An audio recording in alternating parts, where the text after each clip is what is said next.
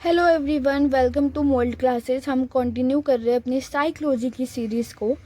Previous class में हमने socialisation के ऊपर डिस्कस किया था। आज की क्लास में हम उससे रिलेटेड कुछ एमसीक्यूज़ को डिस्कस करने वाले हैं। अगर आपको इस क्लास की पीडीएफ चाहिए तो आप हमारे टेलीग्राम ग्रुप को ज्वाइन कर सकते हैं और वहाँ से आप ईजिली पीडीएफ डाउनलोड कर सकते हैं। ये हमारे कुछ सोशल मीडिया हैंडल्स है, आप हमें यहाँ फॉलो कर सकते हैं या फिर कुछ क्वेरी हो तो आप पूछ सकते हैं। ऑल्सो अगर आपको हमारा चैनल इन्फॉर्मेटिव लगता है तो आप लाइक, सब्सक्राइब और शेयर भी कर सकते हैं। तो मूव ऑन करते हैं हमारे फर्स्ट क्वेश्चन पे। Family plays dash role in socialisation of child. Family कौन सा रोल प्ले करती है एक चाइल्ड के सोशलाइजेशन में? First, a not so important role in socialisation, कोई इम्पॉर्टेंट रोल प्ले नहीं करती।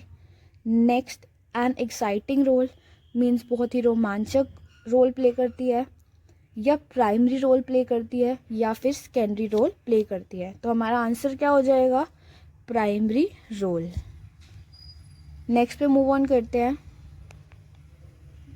इन a progressive model of education as implemented by CBSE, socialization of children is done in such a way so as to expect them।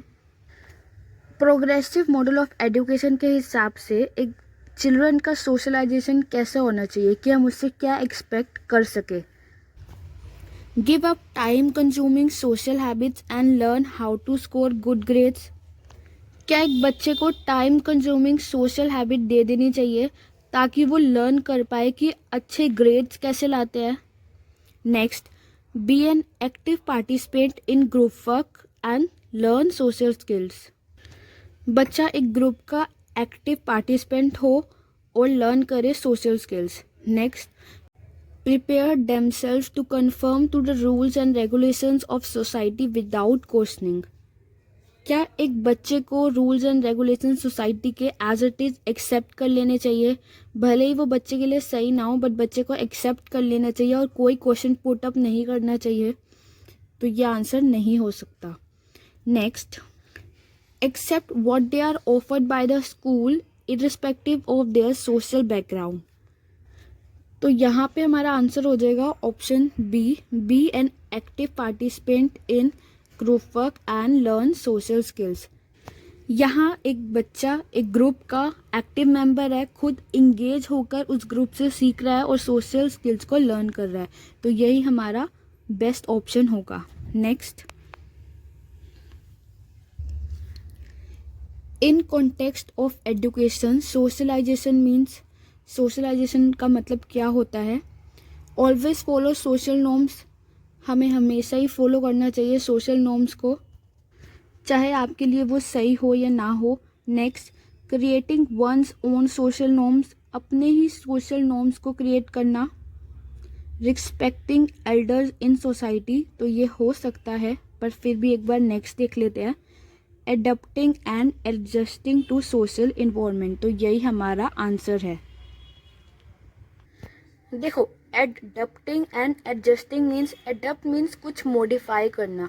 अगर आपको कोई चीज़ गलत लग रही है तो ऐसा नहीं होता कि आप एज इट इज़ सोसाइटी के रूल्स एंड रेगुलेशंस को फॉलो करें। आप अपने हिसाब से अपना पॉइंट ऑफ व्यू भी सोसाइटी के आगे रख सकते हो, तभी यहाँ लिखा होता है एडप्टिंग। आपको सिर्फ सोसाइटी में एडजस्ट नहीं करना होता।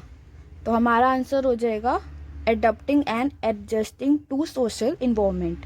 Next, what is regarded as the first age of socialization in school? तो पहली एज कौन सी होती है सोशलाइजेशन की स्कूल में? तो देखो बच्चे, अगर यहाँ स्कूल ना होता तो हमारा आंसर क्या हो जाता? इन्फेंसी। क्योंकि जो आपका सोशलाइजेशन होता है जब आप बोर्न होते हो तभी से स्टार्ट होने लग जाता है, मगर इन्होंने पूछा है स्कूल में, तो यहाँ हमारा आंसर हो जाएगा चाइल्डहुड। क्योंकि जो इन्फेंसी होती है उसमें जो बच्चा होता है वो 0 से लेकर 2 ईयर्स तक का ही होता है। तो इस स्टेज में जो बच्चा है वो स्कूल नहीं गया होता। तो हमारा एज इट इज़ आंसर हो जाएगा चाइल्डहुड। नेक्स्ट पे मूव ऑन करते हैं। Which of the following are the agencies of social development of child? Agencies क्या होती है? फैमिली, पीयर्स, स्कूल या ऑल ऑफ डीज? ऑब्वियसली हमारा आंसर होएगा all of these. Which of the following is a passive agency of socialisation?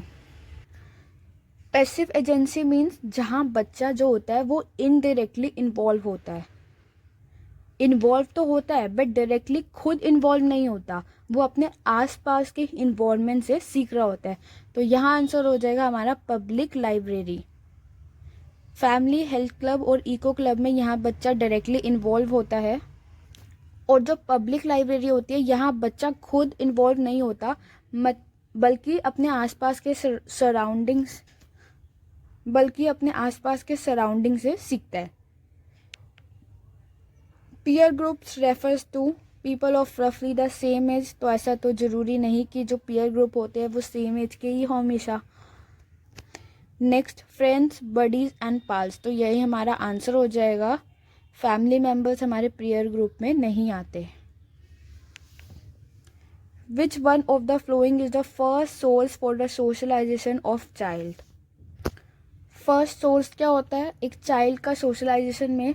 तो answer हो जाएगा family. क्योंकि जब बच्चा बोर्न होता है हमें पता है बच्चा फैमिली के साथ ही रहता है, बेसिक वैल्यू वो अपनी फैमिली से ही सीखता है. तो फर्स्ट सोर्स क्या हो जाएगा? Family. Next, the first teacher of child is. पहली टीचर कौन होती है एक बच्चे की? अब देखो, प्री प्राइमरी स्कूल टीचर. अब जब बच्चा बोर्न होता है तो एकदम से वो स्कूल नहीं चला जाता, तो प्री प्राइमरी स्कूल टीचर तो हो नहीं सकती. Next, primary school teacher. तो प्राइमरी स्कूल टीचर भी नहीं हो सकती. तो आंसर क्या हो जाएगा हमारा? पेरेंट्स. क्योंकि एक बच्चे के पेरेंट्स ही उसको सब कुछ सिखाते हैं, चलना, उठना, बैठना, सब कुछ. जो फर्स्ट इंट्रैक्शन होता है एक बच्चे का वो पेरेंट्स से ही होता है और सबसे क्लोज बच्चा एक पेरेंट्स के ही होता है. नेक्स्ट देखते हैं, which would be the best first theme to start with in a nursery class? Family, best friend, my neighbourhood, my school. तो आंसर क्या हो जाएगा? फैमिली. देखो, जब बच्चा नर्सरी क्लास में जाता है तो उसके इतने सारे बेस्ट फ्रेंड्स नहीं होते और ना ही वो ज़्यादा नेबरहुड से इंट्रैक्ट हुआ होता है. तो सबसे ज़्यादा वो क्लोज किसके होता है? फैमिली के. तो बच्चे की जो प्रीवियस नॉलेज होती है वो फैमिली से ही रिलेटेड होती है. तो हमारा आंसर क्या हो जाएगा? फर्स्ट थीम कौन सी होनी चाहिए? फैमिली. तो आई होप आपको ये चीज़ क्लियर हो गई हो. That's it for today. मिलते हैं नेक्स्ट वीडियो में.